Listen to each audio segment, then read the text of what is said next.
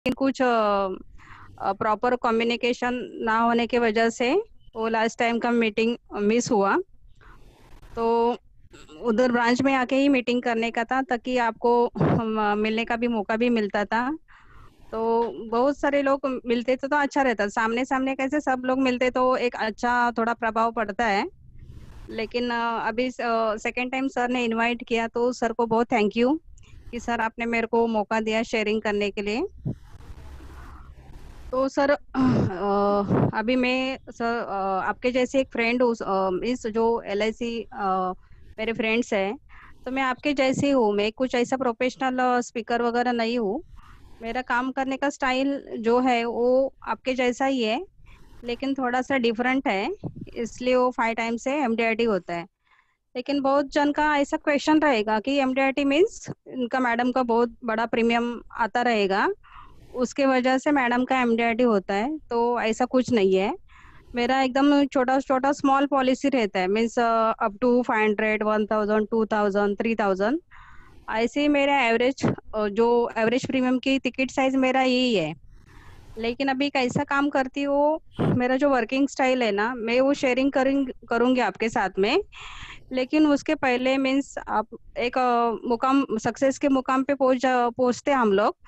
तो back of the mind means पहले अपने पीछे जो अपना कुछ थोड़ा फ्यूचर रहता है, उसके बारे में मैं अगर आपको बताती हूँ, तो मेरा जो जो भी आप देख रहे हैं, जो पर्सनालिटी है या जो भी सक्सेस है, वो आपको मीन्स एक आइडिया आने के लिए थोड़ा हेल्प हो जाएगा। तो मैं एक्चुअली प्रॉपर बॉम्बे की नहीं हूँ, मैं गांव से हूँ। मैं बिलोंग करती हूँ अपना जिला रायगढ़, महाड़ मेरा जो नेटिव प्लेस है, उधर से मैं आई हूँ। एक्चुअली मैं 5 साल की थी तभी मैं बॉम्बे में आई। और मेरे अंकल मीन्स मेरी मौसी जो है, उनके पास मैं रहती थी कुर्ला नेहरू नगर में। बोलो। उधर से मेरा जो भी मुकाम है उधर से स्टार्ट हो गया। तभी कुछ इतना बड़ा कुछ हाई स्कूल नहीं रहता था। वो BMC हाई स्कूल में ही मैंने पढ़ाई करके अप टू स्कूल खत्म होने के बाद में कॉलेज की पढ़ाई खत्म किया अप टू ग्रेजुएशन तक। और उसके बाद में जैसे कि सब लोग जॉब करते थे। तो जैसे कि आप लोग देखते हैं कि हमारे भी बच्चे रहते हैं। अभी आप देखेंगे तो मेरे को 2 बच्चे हैं। मेरी लड़की इंजीनियरिंग की 3rd ईयर में अभी स्टडी कर रही है। मेरी लड़की इंजीनियरिंग का 3rd ईयर में पढ़ाई कर रही है। और मेरा जो लड़का है वो 5th स्टैंडर्ड में पढ़ रहा है। तो हम लोग अपने बच्चे के बारे में जितना क्रेजी रहते हैं ना, कि देखो कि कुछ क्लास नहीं उनको मिला या कुछ क्लास करने का है, अदरवाइज कुछ खाने का है, तो हम लोग कितना उसके लिए मीन्स ये रहते हैं बच्चों के बारे में कॉन्शियस रहते हैं। लेकिन जब भी मैं मेरे मौसी के पास में रहती थी, तो उधर इतना मीन्स अच्छा बड़ा कुछ बैकग्राउंड नहीं था। जैसे कि मैं उधर रहती थी, लेकिन जब भी मैं 5 साल 6 साल की थी, तभी वो जो भी कुछ काम रहता था उनका, जैसा बर्तन मांजने का, लादी पोछने का, वो काम करना पड़ता था। पढ़ाई मेरा चालू था 10वीं 12वीं का, तभी प्रॉपर बैठने का जगह नहीं था। तो मैं गैलरी में बैठ के 1-2 बजे तक पढ़ाई करती थी। ऐ- ऐसा जो मुकाम था वो 15वीं तक मेरा ऐसा ही चला। फिर बाद में जैसे कि हम लोग अभी मेरा लड़की का देखेंगे तो उसका अभी 19 को बर्थडे है। तो उसने वो बर्थडे के पहले उसका 7-8 ड्रेस परचेस करके हो गया, मीन्स ऑलरेडी 5000 6000 का उसका परचेसिंग हो गया। लेकिन मेरे को पूरा 1st स्टैंडर्ड से लेके अप टू 15 तक नया कपड़ा क्या है वो मालूम ही नहीं था। मेरी मम्मी जो लाती थी कपड़ा वही हम मिस पूरा साल में 2 या 3 कपड़ा ही था। और नया कुछ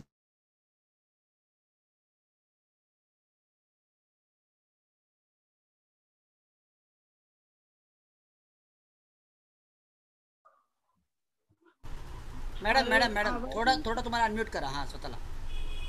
तुम्हाला अनम्यूट करा तुम्ही.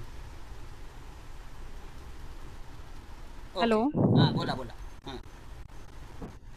असं कुठून ऐकायला नाही आलं तुम्हाला, म्हणजे काय प्रॉब्लेम? हॅलो. पुढे बोल. हॅलो. नया नया कपडा नवीन नया कपडे कपडा. तुम्ही नया हाँ कपड़ा मीन्स सांगतातच नाही अच्छा। ऐकायला आलं. हाँ नया मीन्स नया कपड़ा क्या है वो मालूम ही नहीं था। जैसे कि हम लोग अभी खुद के लिए लेते हैं, बच्चों के लिए लेते हैं, ऐसा बहुत सारा परचेसिंग होता है हमारा। लेकिन मेरे को तो नया कपड़ा कुछ मालूम ही नहीं था 1st स्टैंडर्ड से लेके 15 तक। दो पूरा साल में 2-3 कपड़ा है जो ये है वो हिसाब से डालने का या नहीं भी डालने का वैसा भी चलता था। अगर दिवाली है तो हम लोग बच्चे के लिए फटाके लेते या किधर घूमने के लिए लेके जाते थे। लेकिन वो टाइम पे कैसा रहता है कि किसी का पड़ा हुआ जो फटाका है वही उठाने का था और चुपके से वही फटाका ये करने का जलाने का था, ऐसा था। मीन्स कैसा था कि कुछ इतना कुछ कंपटीशन करने का है, अदरवाइज किसमें अपने को एड्रेस करने का, ऐसा कुछ कोऑपरेटिव सपोर्ट नहीं था। जो हिसाब से दिन चलता था वो हिसाब से चल रहा था, लेकिन अप टू ग्रेजुएशन तक वैसे ही सब चल रहा था। कुछ क्लासेस भी इतना खासा कुछ अवेलेबल नहीं था। जो हिसाब से 12 में करने का था तो हिसाब से थोड़ा बहुत क्लास वो टाइम पे किया। और 10वीं में तो क्लास कई किया ही नहीं, मीन्स जो भी पढ़ाई स्कूल में पढ़ती थी वही हिसाब से पढ़ाई करके पास हो गया, ऐसा। तो जब भी ग्रेजुएशन खत्म हुआ उसके बाद में मैं जॉब करती थी मस्जिद बंदर में। तो मस्जिद बंदर में actually CHA clearing, CHA means clearing agent का ऑफिस था, जो कार्गो वगैरह जाते हैं ना, कार्गो, उसका ऑफिस था। उधर मैं अकाउंट्स का काम करती थी। तो उधर मैंने 9 इयर्स काम किया और उधर मेरे को 10,000 पर मंथ सैलरी थी खाली। और अभी मेरा जो रिन्यूअल के साथ में 1 लाख रुपीज मेरे को अभी कमीशन आ रहा है। तो इतना जो बड़ा गैप है उसका एक ही क्रेडिट जाता है। मेरे जो DO है महेंद्र बोराडे सर, उन्होंने मेरे को LIC एजेंसी के लिए अप्रोच किया। वो मेरे एक्चुअली क्लासमेट है, महेंद्र बोराडे सर मेरे क्लासमेट है, कॉलेज में हम लोग साथ में पढ़े। तो उन्होंने मेरे को कॉल किया, 5-6 बार कॉल किया कि मैडम आप LIC एजेंट एजेंसी ले लो। तो मैंने सर को बोला कि सर आप तो मेरे को मिस कॉलेज से जानते हैं कि मैं किसी के साथ बात भी नहीं करती हूँ और हंसने का तो दूर है मेरे लिए, मिस सामने भी कोई आएगा तो हंसने का मन भी नहीं मेरा करता है। और LIC एजेंसी ऐसा जो प्रोफेशन है उसमें बहुत बात करना पड़ता है, हंसना भी पड़ता है। अगर मन भी नहीं करेगा तो हंस हंस के बात करना पड़ता है, क्लाइंट को अप्रिशिएट करना पड़ता है। तो ये मेरे मीन्स मेरे हाथ का खेल नहीं है और मैं नहीं कर पाऊंगी, ऐसा मैंने उनको बताया। फिर उन्होंने बोला मेरे को कि मैडम अगर कुछ कारण की वजह से आपका बॉस के साथ में झगड़ा होता है और आप जॉब छोड़ देती है, तभी आप आपके हस्बैंड के ऊपर डिपेंड रहना पसंद करेगी क्या? आपको हस्बैंड 1 बार 2 बार पैसा देंगे, लेकिन बाद में कभी कुछ बड़ा इंसिडेंस होता है और पैसा लगेगा तो नहीं देंगे, तो आपको अच्छा लगेगा क्या? तो ये बात मेरे को थोड़ा अंदर से थोड़ा ये लगा, मीन्स अच्छा नहीं लगा। फिर मैंने बोला कि चलो अपने क्लासमेट है, मीन्स फ्रेंड ही है, चलो एजेंसी लेके रखते हैं। जो भी चलेगा 1-2 साल करेंगे, बाद में छोड़ देंगे, क्या फर्क पड़ता है। तो फिर मैंने LIC एजेंसी का फॉर्म भरा और फॉर्म भरने के बाद में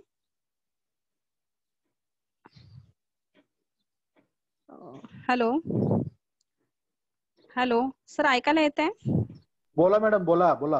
हा, ऍक्च्युली माझं ते म्हणजे व्हिडिओ गेला, नेटवर्कचा थोडासा प्रॉब्लेम असल्यामुळे. तर माझा फोटो फक्त दिसतोय तुम्हाला, चालेल ना सर? चालेल, तुम्ही बोला मॅडम.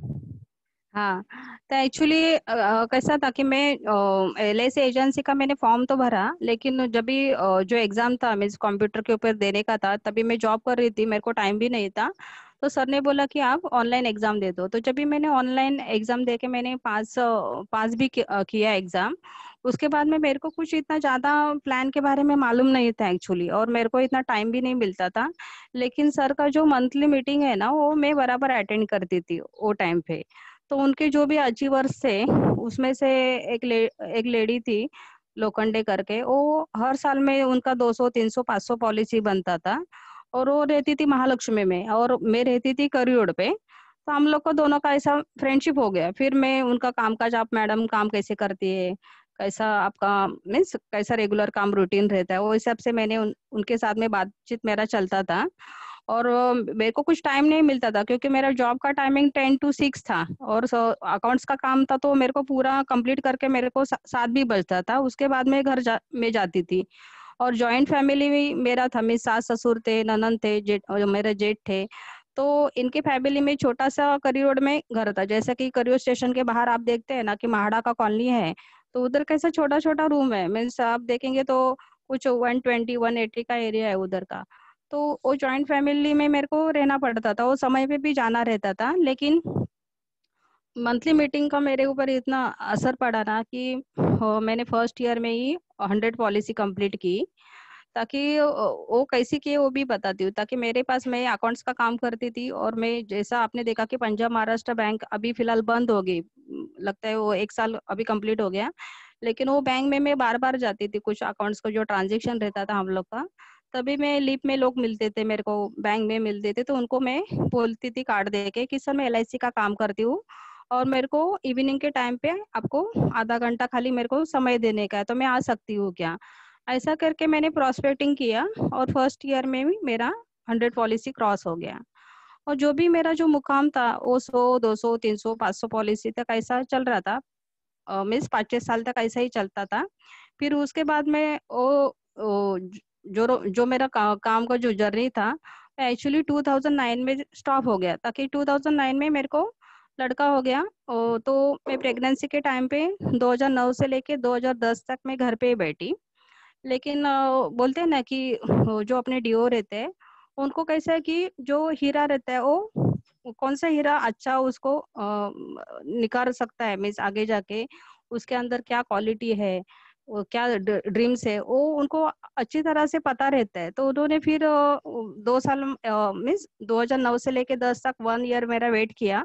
फिर उन्होंने मेरे को बहुत अप्रोच किया कि मैडम आप है ना काम स्टार्ट करो, ताकि आपको है ना वापस डिपेंड रहना पड़ेगा, क्योंकि रिन्यूअल के ऊपर आप कितना चलेगी। और जब मैं घर पे थी ना, 1-1.5 साल में घर पे थी, तभी कुछ ना काम करते हुए भी मेरे घर पे LIC का कमीशन का चेक आता था, 15,000, 20,000, 25,000। तो एक मीन्स मेरे अंदर मन के प्रति LIC के अंदर इतना प्राउड फील हुआ कि मैं कुछ काम नहीं करती हूँ, फिर भी मेरे को हर महीने का 10,000, 20,000, 25,000 का चेक आ रहा है। और मैं 9 साल से उधर काम करती थी, तो एक गुटली किया, 2 गुटली किया तो पगार काट के आता था हाथ में। तो मेरे को इतना प्राउड फील हुआ LIC के बारे में। और फिर मैंने सर मेरे को मिलने के लिए आए घर पे और बोला कि मैडम आपको आपका बच्चा जो है ना उसको आप बेबी सिटिंग में रखना पड़ेगा। तभी मेरा लड़का 1.5 साल का था। तो मैंने मन में बहुत अंदर मेरे को ऐसा क्या बोलते हैं, एक मदर रहती है ना, माँ रहती है अंदर, तो इतना ऐसा लगा कि क्या डी वो बात कर रहे हैं, उनको कुछ समझ में आता है कि नहीं, 1.5 साल का बच्चे को बेबी सिटिंग में रख के मैं काम करूँ। और मेरे को इतना भी कुछ ऐसा पैसे का ज्यादा जरूरत नहीं है, तो मैं क्यों ऐसा एक करूँ, मैं इस बच्चे को बेबी सिटिंग में रखूँ और काम करूँ ऐसा करके। फिर मेरे डीओ बहुत पीछे पड़े, तो मैंने भी डिसीजन लिया कि कितना समय तक मैं ऐसा घर पे बैठी रहूंगी। फिर मैंने बहुत इंक्वायरी करने के बाद में बच्चे को बेबी सिटिंग में रखा। और फिर जैसा मेरा लड़का 10 बजे हम लोग रखते थे और उसको 5 बजे लेके आते थे। तो मैंने 2-3 घंटा में काम करती थी ऐसा। तो ऐसा ही मेरा काम का जर्नी स्टार्ट हो गया। और करते करते, जैसा कि मैंने बोला ना, 100, 200, 300, 500 ऐसा मैं पॉलिसी करती थी। लेकिन जैसे कि 2015 में जैसा कि सर ने बोला कि मैडम आपको ना एक मेरे को प्रॉमिस करना पड़ेगा। तो मैंने बोला क्या सर? तो उन्होंने बोला कि मेरे को गुरु दक्षिणा आप क्या देंगे? तो मैंने बोला सर क्या दूँ आप बोलिए। उन्होंने बोला मैडम मेरे को ना कुछ नहीं चाहिए, खाली आप है ना MDRD करके दिखाओ। तो मैंने मन में बोला कि इनको बोलने के लिए क्या जाता है कि MDRD करके दिखाओ। MDRD का मीनिंग है कि बड़ा प्रीमियम चाहिए। और इतना बड़ा प्रीमियम मैं किधर से लाऊं, ताकि मैं जो करी रोड एरिया में रहती हूँ ना, उधर एकदम मेरे छोटे छोटे क्लाइंट है और वो इतना बड़ा प्रीमियम देने वाले भी नहीं है। तो सर क्यों ऐसा बात कर रही है? फिर हमारे मीटिंग में, जैसा कि मंथली मीटिंग में है ना, सर है ना MDRD स्पीकर को बुला देते हैं और उनका स्पीच है ना, कुछ कुछ पॉइंट मेरे को बहुत अच्छा लगता था। और फिर 1 साल ऐसा ही निकल गया। फिर उसके बाद में है ना, 1 साल के बाद में मैंने सोचा कि नहीं, अभी सर को MDRD नहीं करने का है, मेरे को खुद को करने का है। तो कैसे कि अंदर से जो अंडर रहता ना, अंदर से फूट गया। अंदर मानसी से मॅडम वो फीलिंग हुआ कि हाँ हाँ, बोला Mansi sir. Madam Mansi madam आता हाँ हे बोला सर। पुढचं सेशन आहे ना, हे आपल्याला परत रिजॉइन हाँ करायचं आहे. हाँ, वी हैव हाँ टू हाँ रिजॉइन चालेल। नाउ. अपने पास 1 मिनट है. ये सेशन खत्म हाँ हो जाएगा और सभी लोग जरा सुन ले कि वापस रिजॉइन करना है. Same link, same password, same ID. आणि मानसी मॅडम तुम्हाला मी लिंक पाठवली आहे. ठीक आहे. हो हो हो हो चालेल पुढचं सर। जे आहे ना की MDRT तुम्हाला कसं, तर तुम्ही कसं ते घेतलं मनावरती आणि करणार आहात ते. सो हो हो हा पार्ट पुढे तुम्हाला सांगायचं आहे. ओके. सो वी विल चालेल सर। Rejoin again. सभी लोगों को हो वापस रिजॉइन करना है. ओके. Okay sir.